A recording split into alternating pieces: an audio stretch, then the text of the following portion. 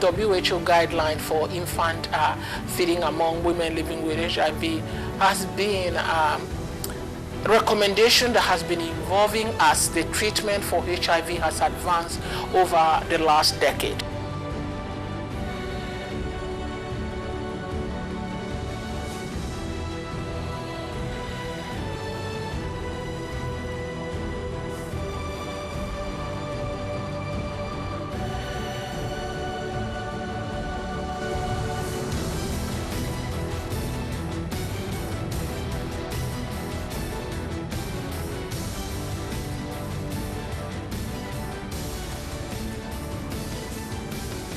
In the U.S. is the mothers aren't to breastfeed, they're the formula feed. Other developing countries, the mothers are to breastfeed if they don't have accessible to them formula.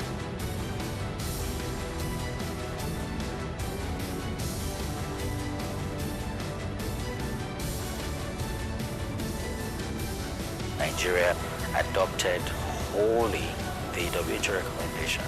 So that's what is in our national policy.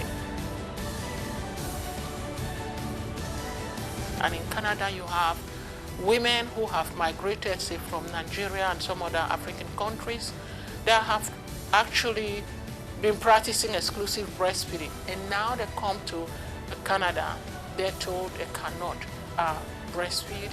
It's exclusive formula feeding, and the government does provide formula feeding for them. We had gone through 2 decades of strong messaging on the importance of breastfeeding.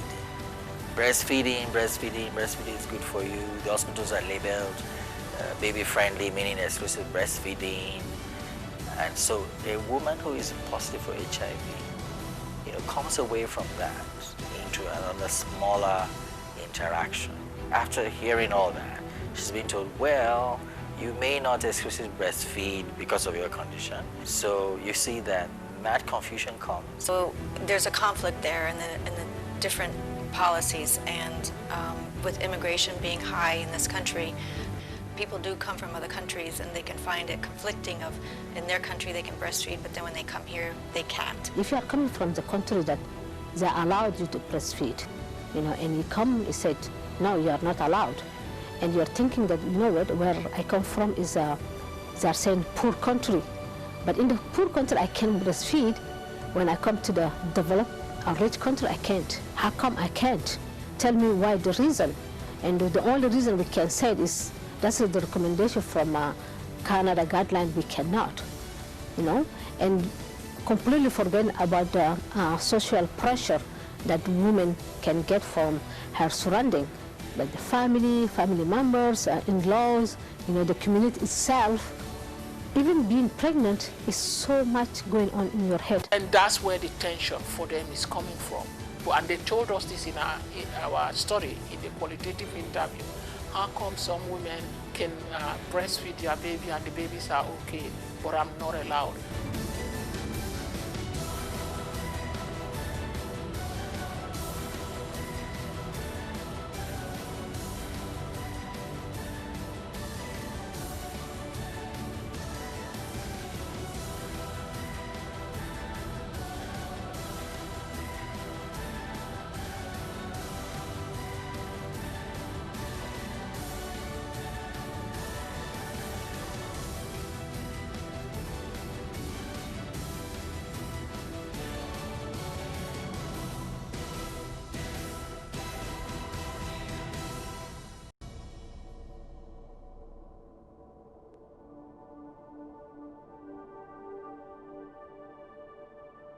Motherhood is worthy of attention in a woman's life.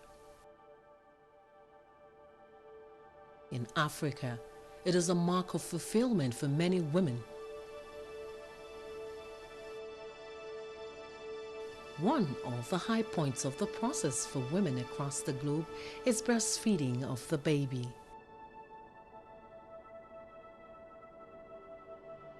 Dorothy Mills, a mother of 3 children, describes the process of breastfeeding as pure joy. She says, it is hard to visualize what it is like until you experience it. Perhaps these mothers can identify with Dorothy's narrative, giving the delight in the bonding process between a mother and child.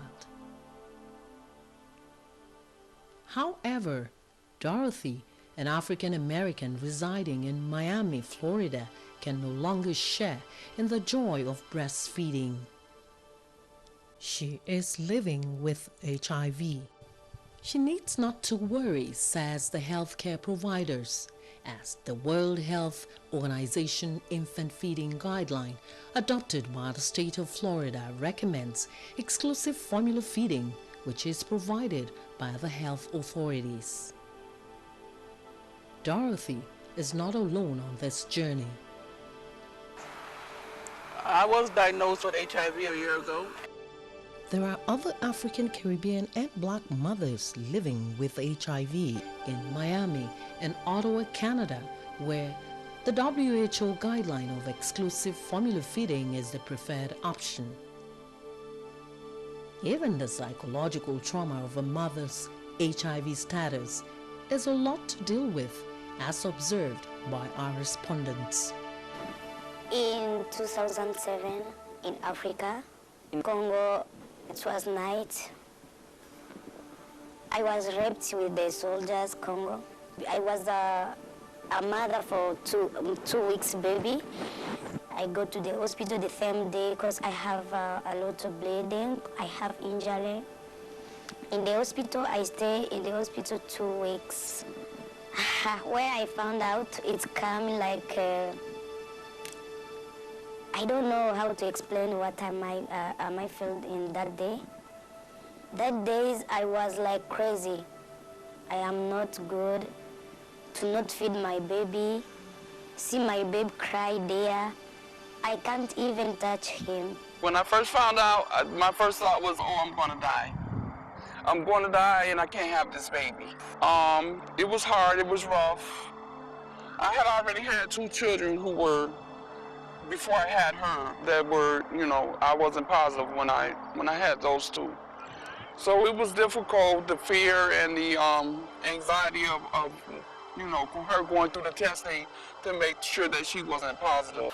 While these mothers attempt to navigate the difficulties of the current reality in North America, their counterparts in Port Harcourt, Nigeria, and other African countries, given the option to breastfeed while on antiretroviral treatment, are battling with other socio-cultural issues, creating tension with the choice of infant feeding.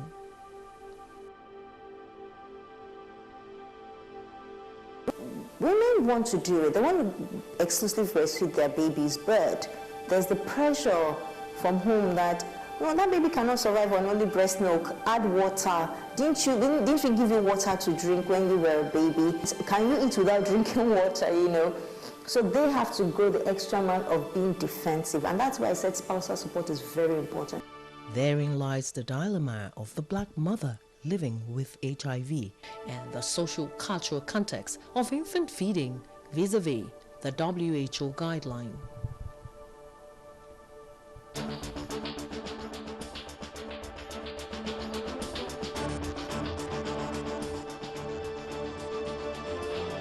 The message here starts with policy. Meet Professor Josephine Etoa, the nominated principal investigator of the critical research to advance infant feeding among African, Caribbean, and Black women of childbearing age living with HIV study.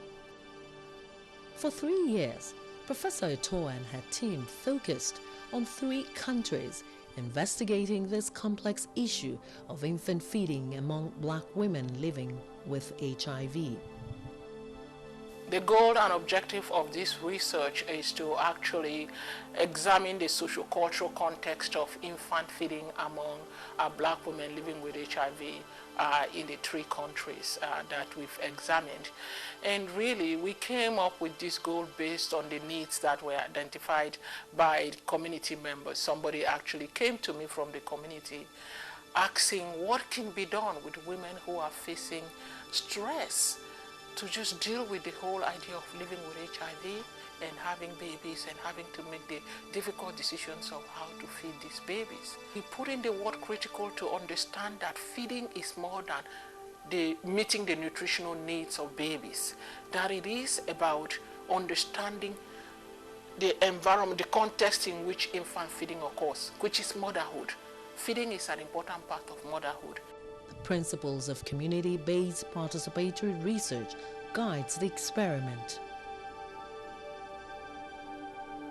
How did the team go about investigating this complex issue? In order to collect data among the African Caribbean Black women living with HIV, trust is something that is very, very important, because we have to know that until nowadays, even though there have been so much growth in the research and in HIV and AIDS, stigma is still very present. Discrimination is still very present.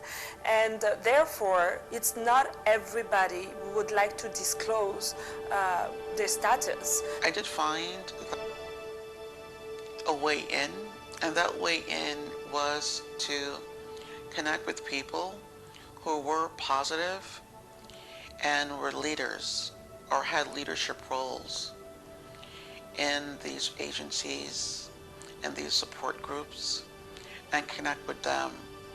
And by connecting with them, that allowed me access to other women that were Black, female, positive, and had children while being positive.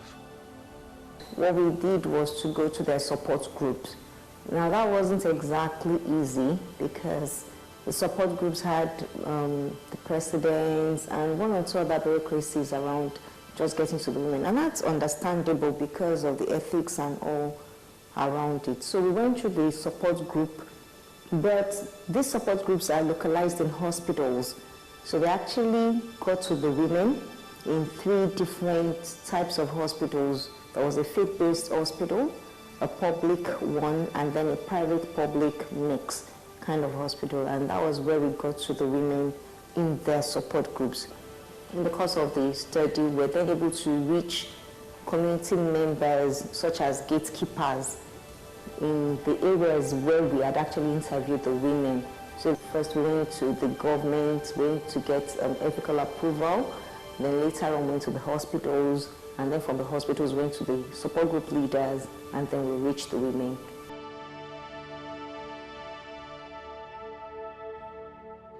It was very important to make the women feel comfortable with myself in order to have them share with me their stories, because it was about sharing the stories, sharing their experience as African Caribbean Black mother living with HIV. What is the story? What is the experience that they have? So I attended a lot of events at ACO and other community events where I could find ACB women. Initially, we had to go into the community and find where these mothers are. So we went to different support groups. We connected with community leaders who gave us access to the mothers. And then we also talked to healthcare providers at the hospital, at the county hospital here. And we collected information from them as far as their perspectives on mothers living with HIV.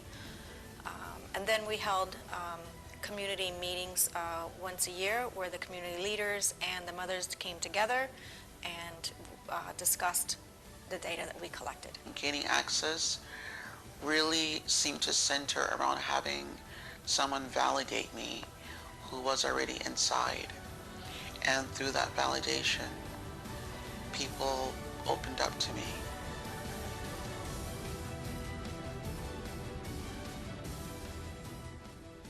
The conversations with the women and team members were interesting and a learning curve.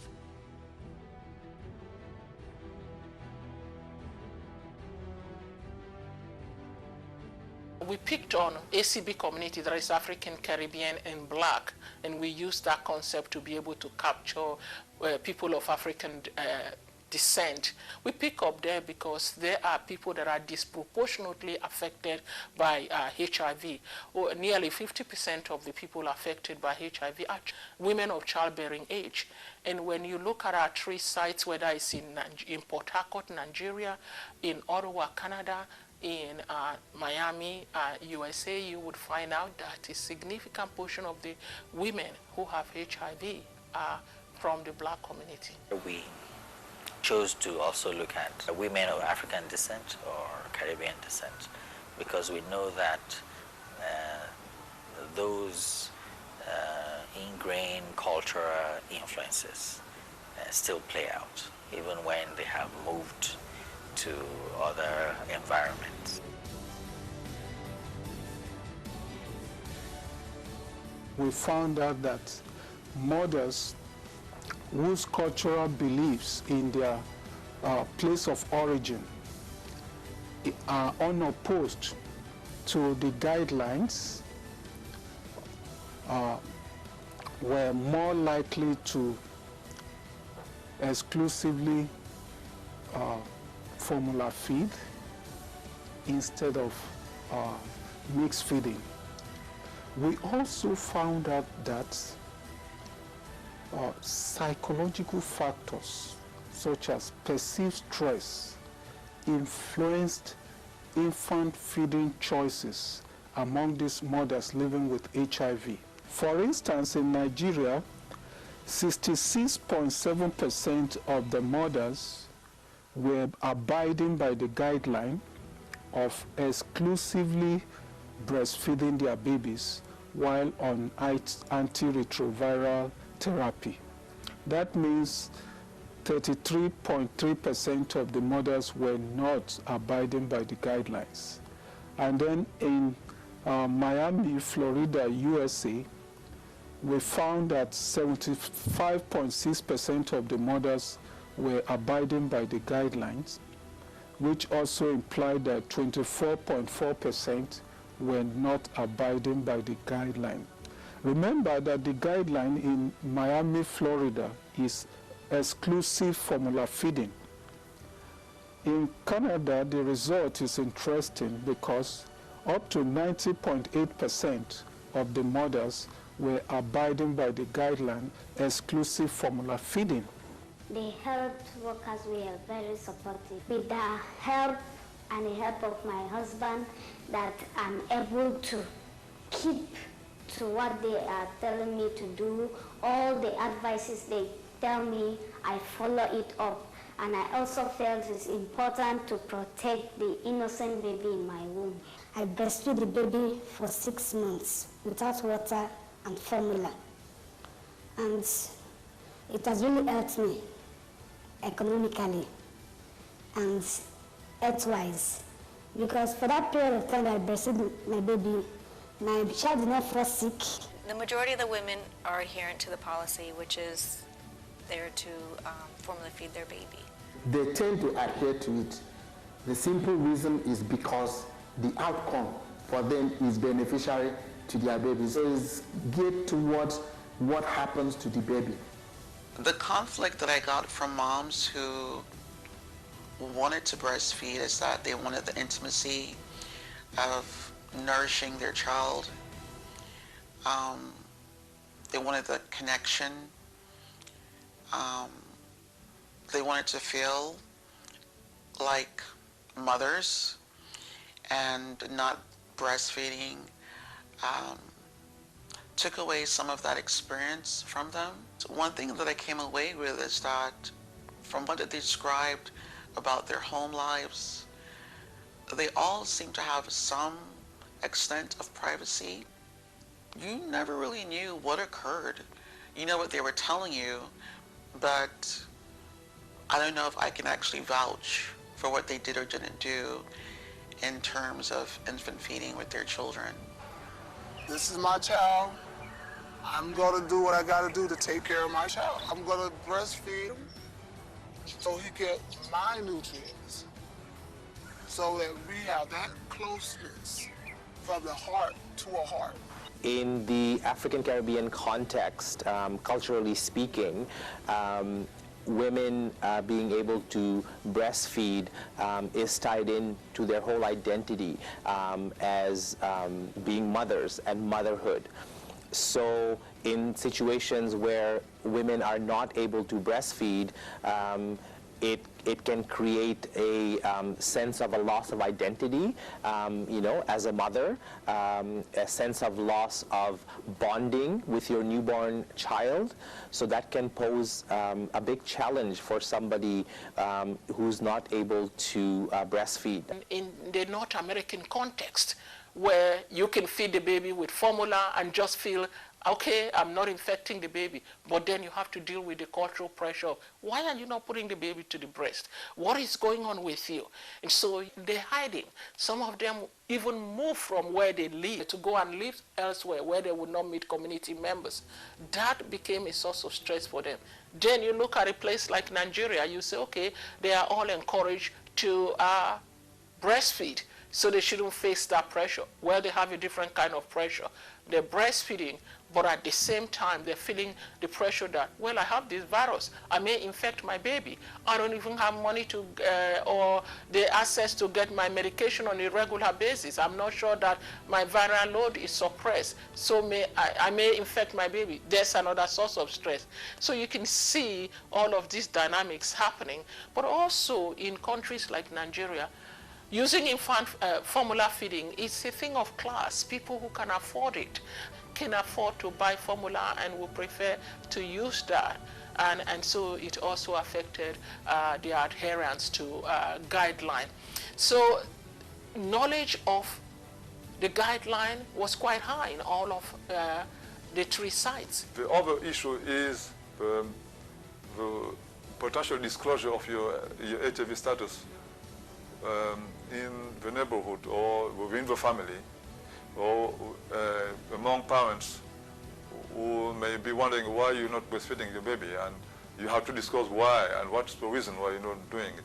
I had some cases of patients wanting to actually move from the place where they were living to go to another place away from the neighborhood, so away from close friends, because they wanted to know, they're so curious to know why, what is the reason why you're not breastfeeding your baby, and you don't want to disclose your status for HIV.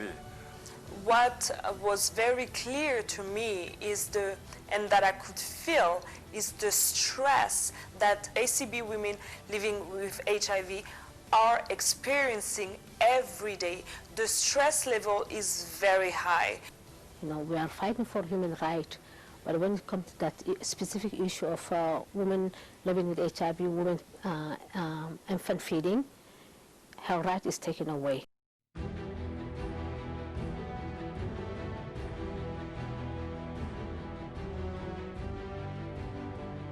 problem is, it's not even HIV itself. The problem is the stigma, the surrounding HIV.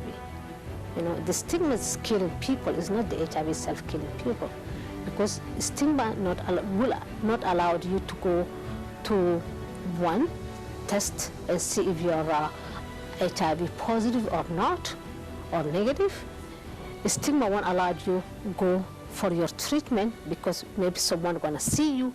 The stigma won't allow you to take regularly your medication because you are hiding your medication from your family member or your friend, whatever, and you miss some dosage. Stigma won't allow you to be yourself. Stigma will kill you. That's why some people, because of stigma, they just want to give breastfeeding to their kid because they don't want people to think that they are positive, and so that will be a big issue. It's not easy to live with HIV. It's not easy to have a baby and have to eye yourself to feed your baby. The stigma within the Caribbean community is even more severe. And so the mothers need additional support. A stigma is still going on here in society. People are not educated on what we go through. They don't understand that as long as we're taking our medications, we're being treated. They don't have to act like we're some type of invalid. HIV is not a death sentence.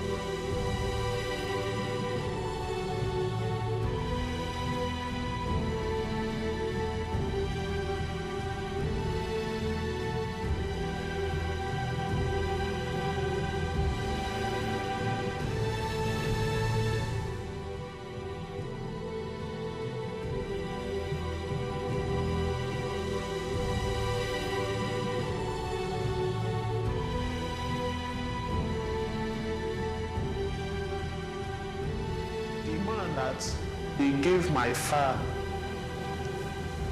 consoled me and gave me hope. Anytime I come for antenatal, they will even treat me like a special person, like a queen. I now started feeling happy. Then later I now joined support group meeting. That was where I feel so relaxed and happy. I do tell some people that are positive on the process of counseling. After counseling, I will tell them, do you know I'm an HIV patient? They will look at me and say, you don't look like that. I say, no, I am. That's why I'm here to talk to you. And till today, some of them still make me as their best friend. For my own case, I disclosed. I let him know about it, that this is what's happened. And he went to do his own test. It was negative. He didn't give up, he did not abandon me. He supported me, stood by me.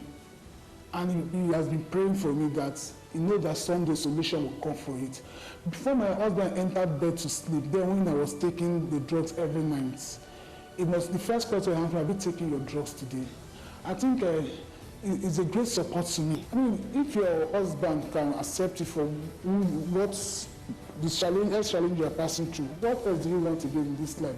The system is much better now because they do have a system where they, as soon as you're diagnosed, you get into treatment, you get into counseling, you have a peer counselor, you have someone to talk to that can walk you through, some of the process.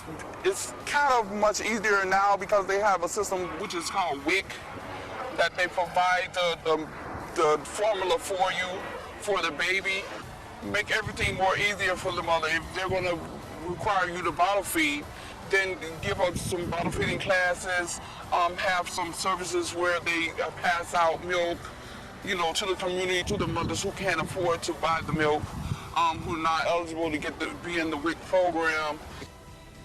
When it comes to HIV and mothering, HIV is not the first factor. It's being a mother to their child and being able to provide and being able to express that mothering and the full totality of that experience. So policies, regulations, interactions with people who are positive should always center on their humanness. I believe that when you're caring for people, if you want a process to be infused into their life, into their culture, into a community, it has to be one that works with them. The message here starts with policy. Let's start with the bigger policy. Any policy that is developed to look at women who are living with HIV in the context of infant feeding needs to take into consideration the cultural context of these women, the social context of these women, what is going on in their life. These women need to be involved. Their perspective needs to be captured in those policies. That way it can be actually relevant to them. But we also need to talk about the education system. Are we educating both providers and families about other reasons why women may choose not to breastfeed, so that they don't just conclude the stigma surrounding not breastfeeding and being seen as a bad mother because you did not breastfeed? We need to address some of those issues. We have gone across the Atlantic Ocean to talk with people in Port Harcourt, Nigeria. Gone back to Canada to talk with people in Ottawa, Canada, and in Miami to talk to people in the US. And we've discovered so much. They've given us so much information. So now what? It is up to us now to take this information and use it to create change. In keeping with the principles of community-based participatory action research, the action is a collective one. They've given us ideas including traditional knowledge translation approaches, such as publications, which we've started working on already. We've had a number of manuscripts that have been submitted to peer-reviewed publications. They've given us ideas around sharing this information through conferences. We've done that as well. And now we are moving more to some of the innovative approaches they've talked about. Doing YouTube videos, doing a documentary that can be used in classrooms to teach, doing presentations to policy audience, to the various stakeholders that have been central part of this work. We've done a number of presentations in different cities, and we will continue to do presentations with our partners. So in Port Harcourt, for instance, we've had that engagement with people from the Ministry of Health and from those facilities, the authorities from those facilities where we selected the women from. We also had a session with community leaders in the communities where the women live. And we've been able to also collect their perspectives regarding what we have found. So we hope that having even talked with a cross-section of people in authority, that will give us the opportunity to be able to take it further. So this study adds to making progress because we had different people here, healthcare providers, educators, and we had a mother here exchanging ideas, letting people know that this is the problem going on. They're going to take that information, and wherever they're practicing, working in the community, it's going to start rippling out there. They have to let the women decide, help the women decide the choice that they're going to make. It's a very complex social issue. Try to understand the different dimensions that come into it. Listen, the best thing you can do is listen, be respectful, do not judge, and then make sure that you facilitate the decision that the women will make for themselves. That, I feel, is the best thing that we can do. Dorothy Mills has been living with the virus for 28 years. Her desire at the moment is to mentor new mothers living with HIV to overcome the stress associated with motherhood and living with the virus, while waiting for a more friendly policy that allows the freedom of choice of infant feeding. My daughter, who I was found out I was positive when I was pregnant, she's 28 now. She's driving. She's negative. She's living a wonderful life. And just to let the mothers who are out there who find out they're positive when they're pregnant, your babies can come up negative, and you can, even if they're not negative, there's medicine now, and they can live very healthy and successful lives.